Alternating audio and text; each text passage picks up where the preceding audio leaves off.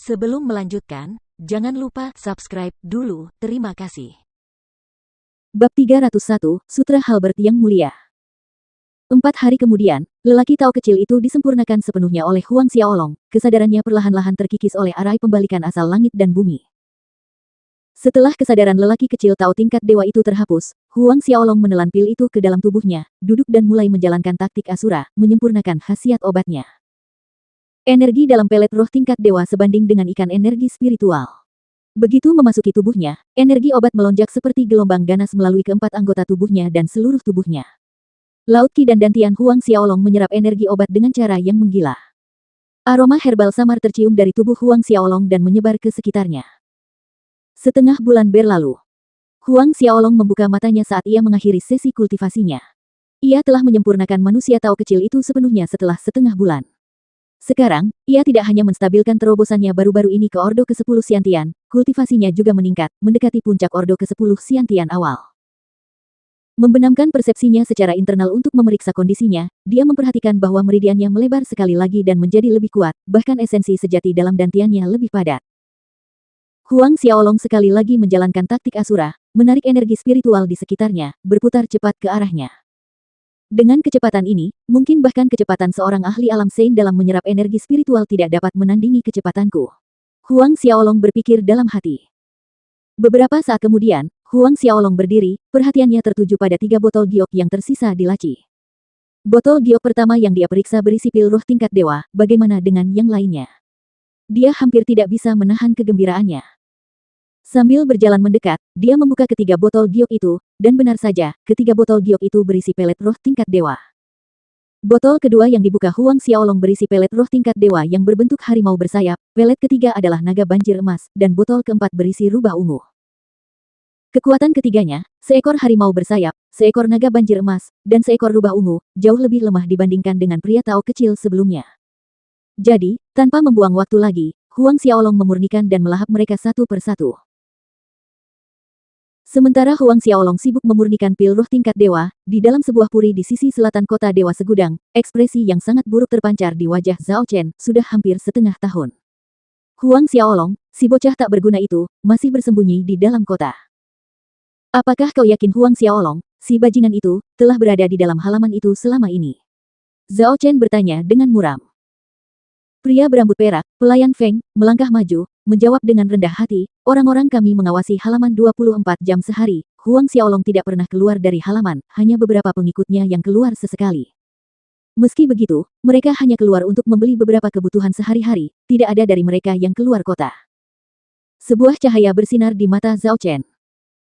Namun, pelayan Feng yang berambut perak itu berbicara dengan hati-hati, Tuan Muda, bawahan ini punya pertanyaan, saya ingin tahu apakah pantas untuk menanyakannya. Zhao Chen melirik sekilas ke arah pelayan Feng dan berkata, kau bertanya-tanya mengapa aku bertindak menentang Huang Xiaolong padahal tidak ada perseteruan di antara kita. Pelayan Feng terkejut karena pikirannya ketahuan, tetapi dia mengangguk, ya, hati budak ini ragu. Selain itu, Huang Xiaolong hanyalah seorang junior tanpa nama, dengan identitas Tuan Muda, tidak perlu bertindak sendiri. Sebenarnya, seperti yang dikatakan pelayan Feng, dengan latar belakang Zhao Chen, dia tidak perlu menangani masalah ini sendiri. Asal dia yang berbicara, pasti banyak orang yang bersedia membantu. Zhao Chen berkata, saya punya alasan untuk menangani masalah ini secara pribadi. Jangan bertanya apa yang tidak seharusnya Anda tanyakan, Anda akan mengetahuinya di masa mendatang. Ya, Tuan Muda.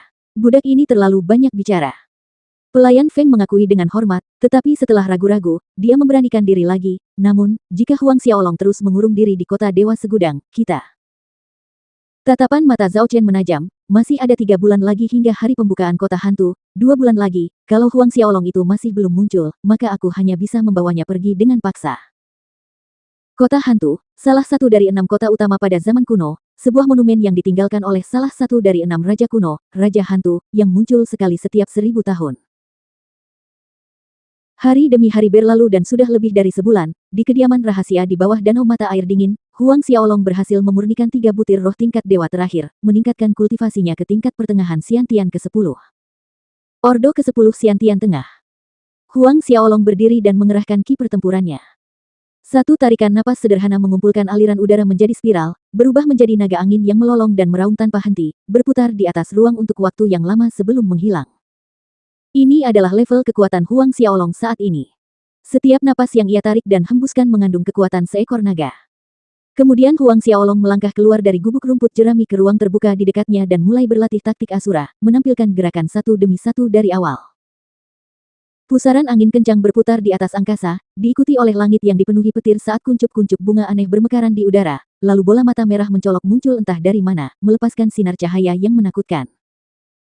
Beberapa saat kemudian, Huang Xiaolong berhenti, namun butuh waktu lebih lama hingga angin kencang, petir yang kuat, dan bola mata merah menyala menghilang. Menampilkan keterampilan pedang Asura dari gerakan pertama setelah menembus tingkat ke-10 Xiantian, Huang Xiaolong merasa pemahamannya terhadap keterampilan itu semakin dalam. Aku ingin tahu apa yang ada di dalam gubuk rumput lainnya. Huang Xiaolong kembali fokus pada masa kini, matanya beralih ke gubuk rumput yang tersisa. Dengan sekejap, ia memasuki gubuk rumput ketiga secara acak. Di dalamnya, selain tombak panjang, tidak ada apapun yang lain. Tombak panjang itu seluruhnya berwarna emas gelap metalik, di tubuhnya terukir banyak binatang mistis dari zaman kuno, masing-masing tampak hidup. Sambil menelusuri tombak panjang itu, Huang Xiaolong melihat teks kuno yang padat di bagian bawah tombak itu. Sutra Tombak Suci Yang Mulia. Huang Xiaolong menerjemahkan kata-kata itu. Menurut apa yang tertulis, selama dia menyempurnakan Eminent Holiness Halberd, dia akan dapat mewarisi warisan sutra secara penuh. Sutra Eminent Holiness Halberd ini ditinggalkan oleh pemilik tempat ini, Supreme Eminent Holiness. Sutra Halberd ini adalah keterampilan bertarung terkuatnya. Dengan memurnikan Eminent Holiness Halberd ini, seseorang benar-benar dapat memperoleh Eminent Holiness Halberd Sutra. Ini adalah panen yang tak terduga. Mata Huang Xiaolong berbinar. Meskipun ia tidak kekurangan dalam hal teknik kultivasi dan keterampilan bertarung, ini adalah hal-hal yang tidak akan dianggap terlalu banyak oleh siapapun. Dilihat dari situasinya, Yang Mulia ini sendiri adalah seorang guru besar. Hanya mereka yang telah mencapai alam dewa yang dapat menuliskan teknik kultivasi atau keterampilan bertarung mereka ke dalam benda mati sehingga dapat bertahan selama bertahun-tahun, sebagai warisan. Maka, mengikuti metode pemurnian yang tertulis di tubuh Yang Mulia Halberd, Huang Xiaolong mengerahkan ki pertempurannya, perlahan-lahan memurnikan Halberd tersebut hingga menjadi miliknya sendiri. Belasan jam kemudian, saat Huang Xiaolong selesai memurnikan tombak itu, sebuah pemandangan tiba-tiba muncul dalam benaknya. Dalam adegan itu, seseorang yang tingginya mencapai 3 zang berdiri tinggi di atas puncak gunung. Tombaknya menebas ke bawah dan laut di depannya surut tanpa perlawanan. Kemudian, tombaknya berayun keluar, niat tombaknya mencapai 10.000 mil memotong tepat di tengah gunung besar itu. Orang raksasa itu melancarkan serangan demi serangan secara terus-menerus Sutra Halberd Yang Mulia. Menyaksikan kekuatan Sutra Halberd Yang Mulia yang mampu mengguncang gunung dan membalikkan lautan, Huang Xiaolong sangat terkejut. Tak lama kemudian, pemandangan dalam pikirannya berakhir dan lenyap. Total ada 9 gerakan dalam Sutra Halberd Yang Mulia, setiap gerakan sama kuat dan tangguhnya. Aku harus mencari waktu untuk bertanya kepada Zhao Su dan Zhang Fu tentang Yang Mulia tertinggi ini, dia pasti bukan orang tak dikenal. Huang Xiaolong mencatat. Melihat tombak panjang itu, dengan sebuah pikiran, tombak itu menyusut semakin kecil dan kecil ukurannya, pada akhirnya, tombak itu terbenam ke dalam lengan kanan Huang Xiaolong. Di lengan kanan Huang Xiaolong, pedang Asura telah lama menjadi rumah mereka di sana, sekarang, di samping tato dari dua bilah gelap itu terdapat pola seperti totem dari tombak emas.